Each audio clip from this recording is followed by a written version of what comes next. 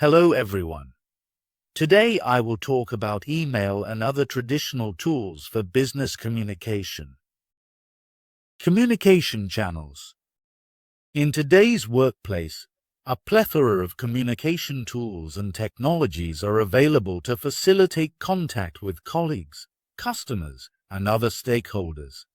However, this abundance also leads to challenges in selecting the most suitable communication channel for a given situation. Channels such as emails, phone calls, and face-to-face conversations all possess unique strengths and weaknesses. The focus of this discussion is on the importance of strategically choosing the right medium to ensure effective communication that meets specific work objectives. When selecting a communication channel, three key factors should be considered: richness, control, and constraints. Richness pertains to the immediacy of feedback and the number of cues available during communication. Face-to-face interactions are typically the richest forms of communication, offering immediate verbal and nonverbal feedback, fostering trust and commitment while reducing misunderstandings. Conversely, written communication, despite being lower in richness, allows for careful crafting of messages and creates a permanent record, which can be beneficial for clarity and retrieval. Control refers to the ability to plan and record messages, enabling strategic message crafting. Written communication tends to have higher control due to its permanence and the opportunity for revision before delivery. In contrast, spoken communication provides immediate interaction but lacks the permanence and thorough planning often needed in more formal exchanges. Constraints address the practical limitations that influence communication, such as the coordination required for scheduling meetings and the resources involved in different modes of communication. Spoken communication may require less coordination in simple settings, but can become resource-heavy in more complex scenarios. The trade-offs of spoken versus written communication parallel those of synchronous and asynchronous interactions. Synchronous communication occurs in real time, allowing for immediate responses, while asynchronous communication permits reflection and response at one's convenience. Both types are essential for successful working relationships, especially in virtual teams where leaders must establish a rhythm that accommodates both real-time discussions and reflective input. As technology evolves, the richness and control of communication channels also develop. For instance, modern messaging platforms now include video options, making them richer than previously. The choice of communication channel often depends on the nature of the message. More ambiguous or sensitive communications typically require richer interactions, while detailed and analytical messages may be better suited for higher control channels. Project stages further influence communication preferences. Early stages of projects often benefit from face-to-face meetings to establish trust and foster collaboration, while later stages may allow for more mediated channels as teams become more autonomous. Additionally, formal communication is often relegated to written forms, reflecting certainty and clarity necessary for proposals and contracts. Creating effective emails. Email remains the primary mode of written communication in business, with professionals dedicating 20 to 50% of their work time to reading and composing emails. Despite the rise of internal digital platforms, email continues to be favored due to its familiarity and ease of use. Writing effective emails is crucial and involves applying established writing principles while also addressing the unique characteristics of email communication. Principles of effective emails are: use for the right purposes, ensure ease of reading, show respect for time, protect privacy and confidentiality, respond promptly, Maintain professionalism and appropriate formality. Manage emotion effectively. Avoid distractions. I will talk about each one in the following slides. Use email for the right purposes. While email is convenient, it's essential to assess whether it is the best channel for your message before hitting send. Given that email lacks the richness of face-to-face communication, devoid of verbal and nonverbal cues and immediate feedback, it is best suited for routine, task-oriented, and non-sensitive messages. For example, emails can effectively recognize and praise others, but they should generally avoid criticism due to the absence of emotional nuances.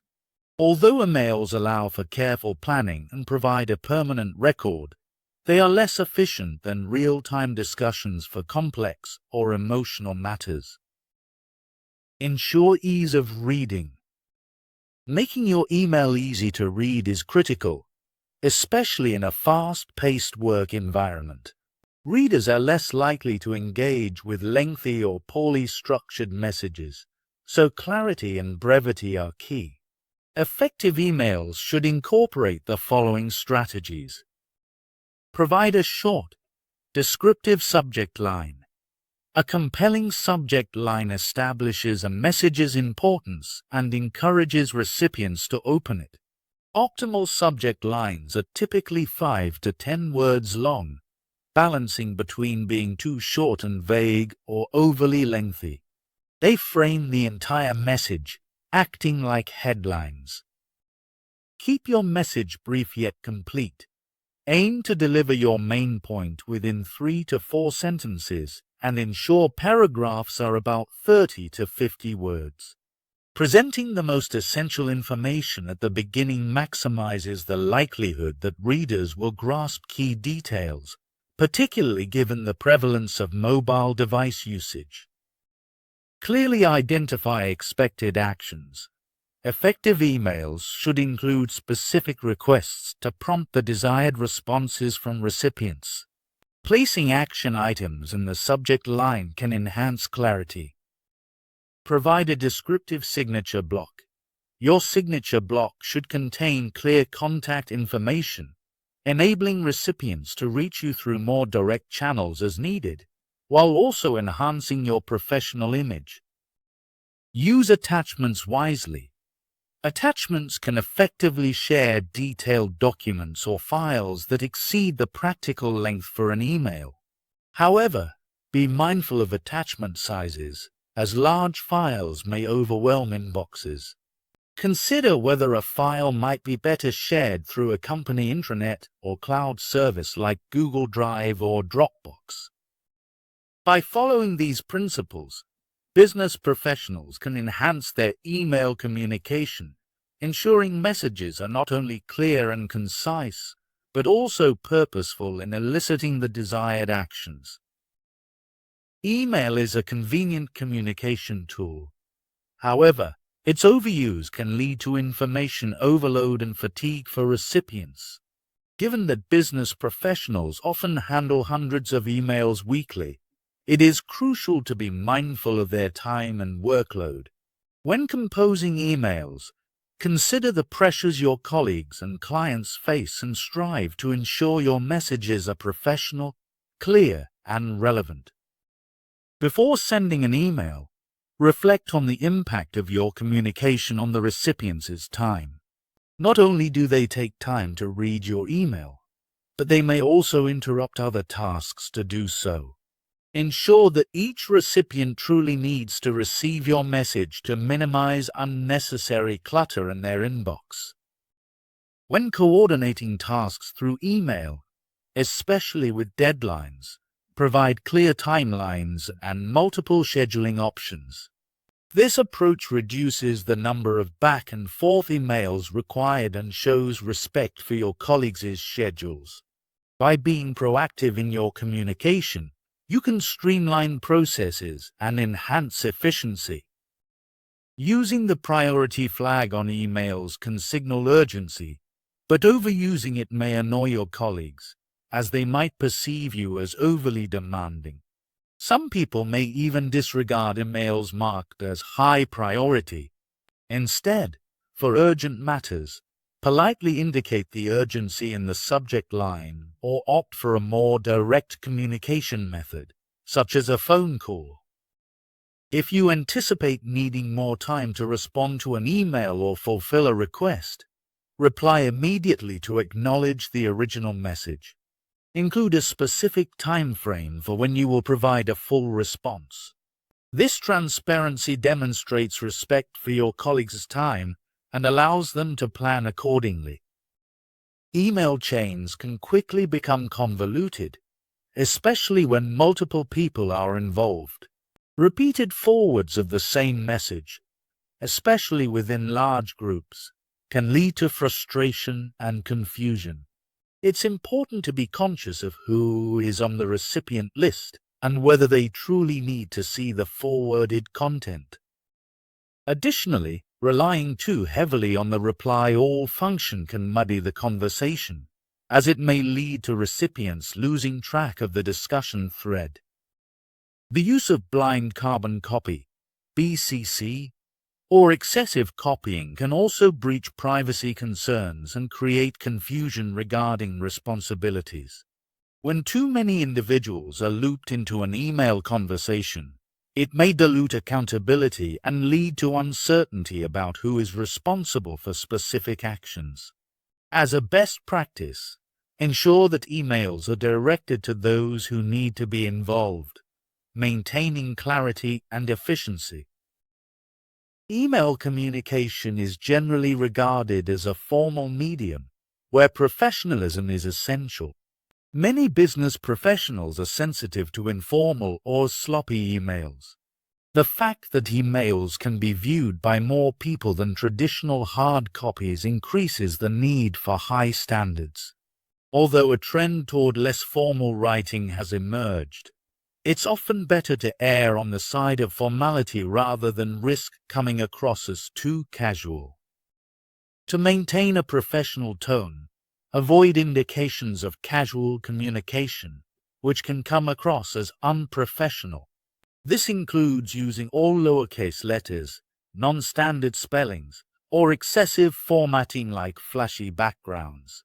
Humor and sarcasm can easily be misunderstood in written form, so it's best to steer clear of these, even among familiar colleagues. Casual elements like emojis can sometimes lighten the mood, but they can also lead to perceptions of reduced competence, so use them judiciously based on your audience. Consistency in spelling, punctuation, and formatting is vital, just as you would apply to any formal document. Before sending important emails, consider drafting them in word processing software, allowing you to leverage features like spell check and grammar check for added accuracy. This extra step ensures that your message is polished and complete before reaching your recipients. Including short greetings and the names of recipients, while not strictly necessary, can foster a positive communication climate. A person's name holds significant personal value, and recognizing this can enhance engagement. Some professionals might hesitate to use greetings, viewing emails as memos rather than personal correspondence. However, studies show that organizations with higher morale tend to include more greetings and names in their emails, indicating a correlation between formality and positive workplace climates. As conversations evolve within email chains, the use of greetings may diminish, resembling a more casual dialogue. However, professionals who value personal interaction, particularly those with a strong people orientation, may prefer formalities in their exchanges. When interacting with individuals who use greetings consistently, consider reciprocating to create a harmonious communication environment. Conversely, if your preferences differ from those of your colleagues, approach the situation with understanding, recognizing that they may perceive email differently. By maintaining professionalism and appropriate formality, you contribute to a respectful and effective communication culture. Managing emotion and maintaining civility in email communication are crucial for fostering a respectful work environment. Many managers appreciate the straightforwardness of email, viewing it as an efficient means for task-oriented communication. However, avoiding emotion entirely is often unrealistic. Business professionals may still seek to convey enthusiasm or urgency, even in seemingly neutral messages.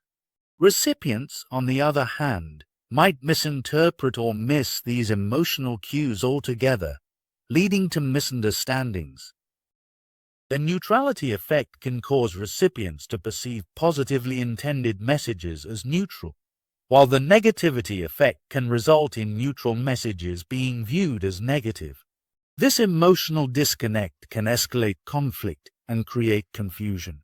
Furthermore, in asynchronous communication, people often feel freer to express thoughts they might not voice in person, which can come off as rudeness. Additionally, cyber silence, when someone does not respond to an email, can lead to frustration, as senders may speculate on the reasons for the lack of response. To promote a positive atmosphere, it's essential to give others the benefit of the doubt when responses are delayed. Instead of becoming frustrated, consider reaching out through a phone call to clarify any misunderstandings regarding response times. Civility in electronic communication is vital. Research indicates that many employees experience various forms of cyber incivility, ranging from active disrespect to passive neglect, which can adversely affect job satisfaction and organizational commitment. In situations where you encounter uncivil emails, it is important to address them constructively. Strategies for managing these interactions include reinterpretation, relaxation, and diffusing.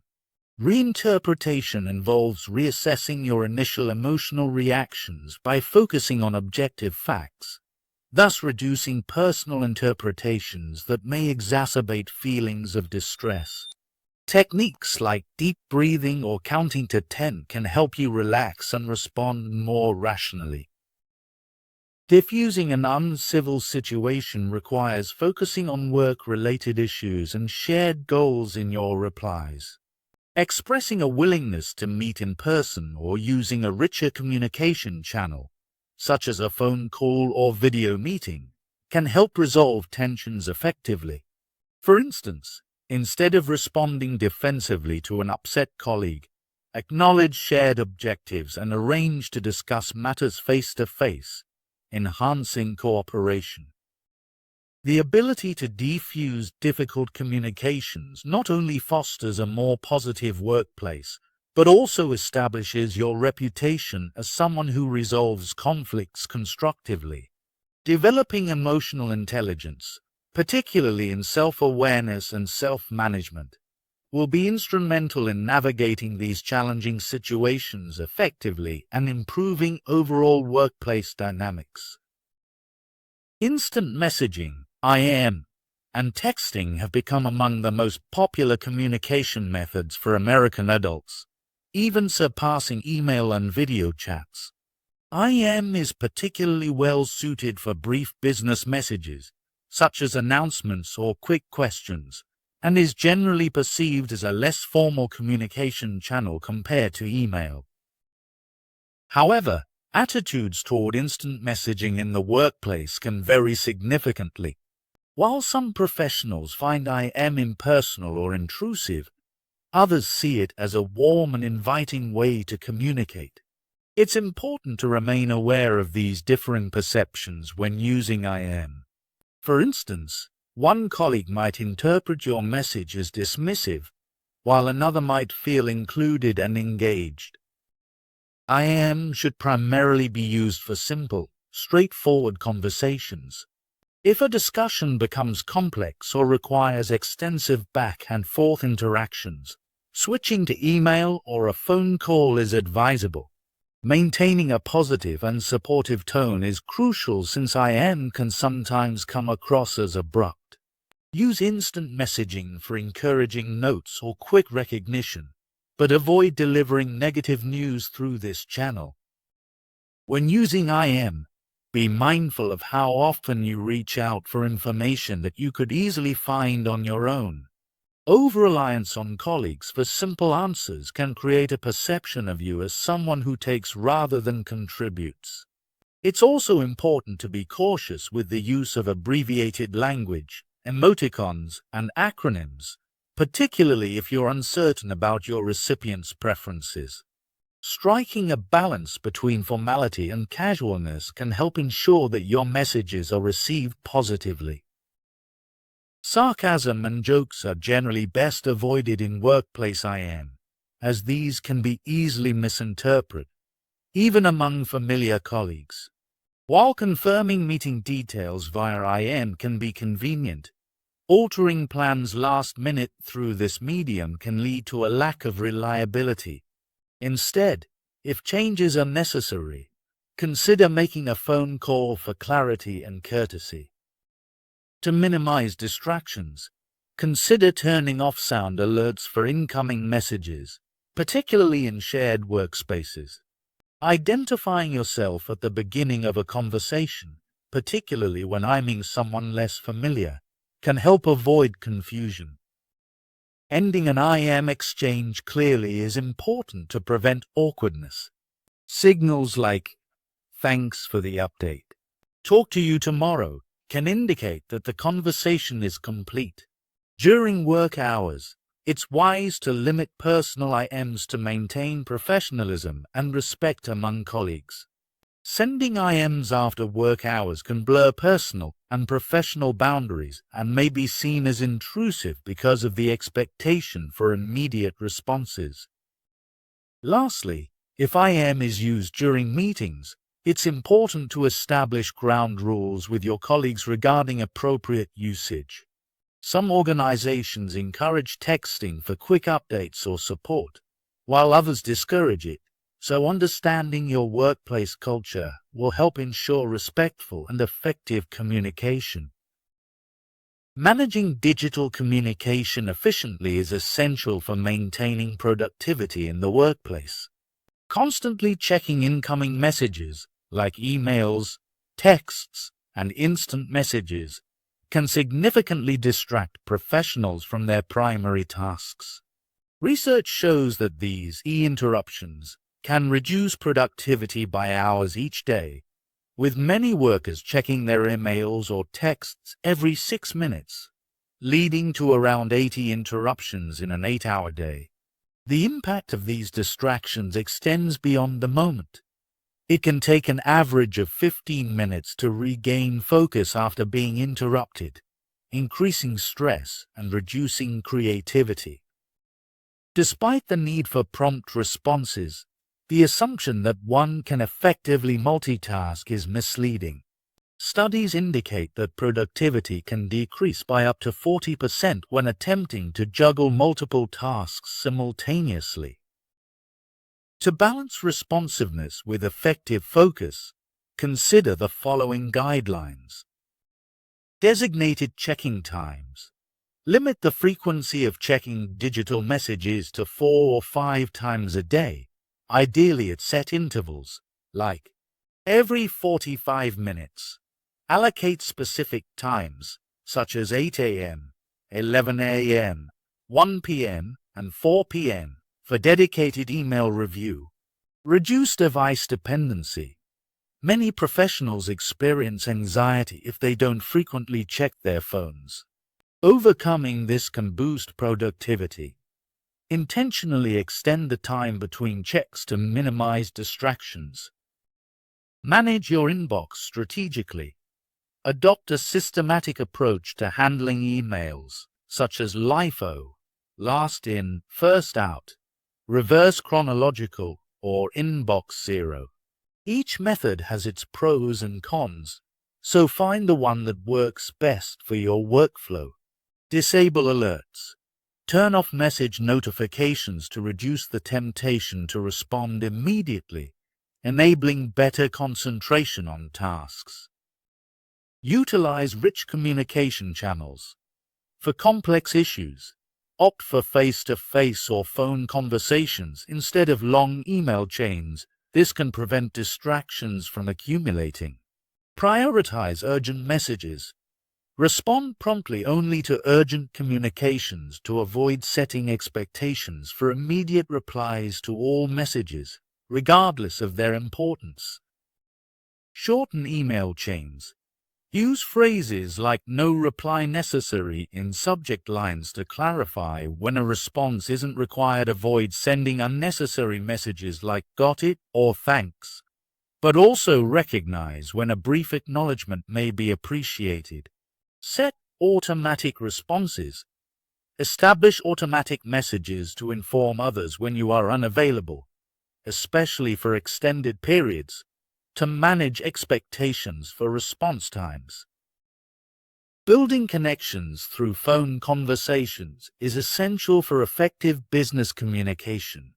Compared to less rich channels like email, phone calls foster deeper connections, facilitate quicker problem resolution, enhance decision-making, and improve conflict management.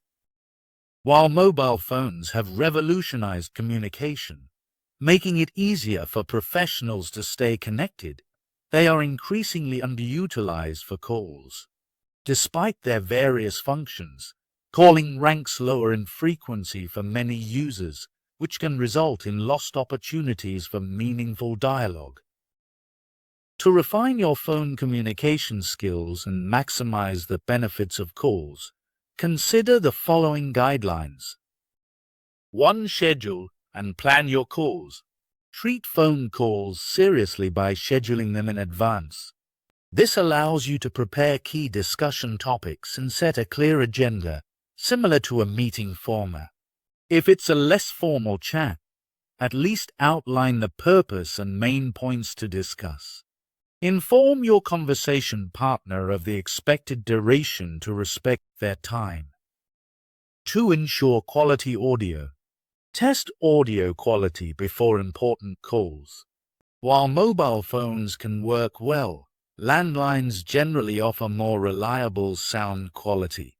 If possible, opt for a landline to minimize disruptions. 3. Open with a warm greeting. Start the call with a friendly greeting and use the caller's name to personalize the interaction. 4. Transition to main issues promptly. After a brief moment of small talk, focus on the relevant issues within the first couple of minutes to keep the conversation productive. 5. Use a pleasant and enthusiastic tone. Your voice conveys nonverbal cues, so maintain good posture and engage actively by smiling and using clear intonation. Regularly listening to recordings of your voice can help you identify areas for improvement. 6. Share the conversation equally. Strive for balanced speaking time to foster a collaborative atmosphere. If the other person dominates the conversation, gently interject to share your perspective. 7. Practice active listening. Approach calls with a genuine interest in understanding your partner's ideas. Avoid multitasking, as it detracts from your focus and can give an impression of impatience or disinterest. 8. Take notes and summarize next steps. Jot down key points during the call and towards the end. Summarize agreements and next steps to ensure clarity and mutual understanding. 9. Close with appreciation. Conclude the call with gratitude. Phrases such as, "Thank you for your time," or "I appreciated hearing your insights," create a positive ending and facilitate future interactions. 10. Follow up on agreements. After the call, send a follow-up message summarizing key points and commitments. This helps solidify the discussed actions and enhances accountability, making it more likely that all parties will follow through on their agreements. Participating in and leading group voice and video calls has become increasingly common in the business world, with many professionals dedicating at least 5 hours each week to these meetings. Whether you're using platforms like Zoom, Google Hangouts, or Skype, effective communication in group settings requires specific strategies. Here are some key tips to enhance your participation and leadership in these calls. 1. Practice using the technology. Familiarize yourself with the conferencing platform before the call. This is crucial even if you're already experienced, as new features and updates regularly emerge. If you are leading the call, share necessary information about the technology with participants ahead of time. This preparation helps avoid technical difficulties during the meeting, ensuring a more productive discussion. 2. Use your webcam effectively. Position your webcam so you can make direct eye contact with participants, enhancing engagement and the connection. Ensure proper lighting and a tidy background to create a professional appearance. Good lighting helps others see your facial expressions, which is essential for effective nonverbal communication. 3. Utilize interactive tools wisely. Take advantage of the interactive features available on most video conferencing platforms, such as screen sharing, polls, and chat functions. These tools can increase engagement and facilitate collaboration. Use these features purposefully to enhance the discussion rather than merely for the sake of being interactive. Ensure that they serve a clear objective in your meeting. 4. Start the call with purpose and take charge. Capture participants' attention from the outset by clearly stating the call's purpose and objectives. Engaging all members early on is essential, as many will assess the call's importance and may become distracted if not actively involved. 5. Follow guidelines for effective virtual meetings. Implement best practices for virtual meetings, such as having a clear agenda, encouraging participation from all attendees, and documenting minutes and action items. This structure helps keep the meeting focused and ensures that everyone knows what is expected, as well as the next steps after the call.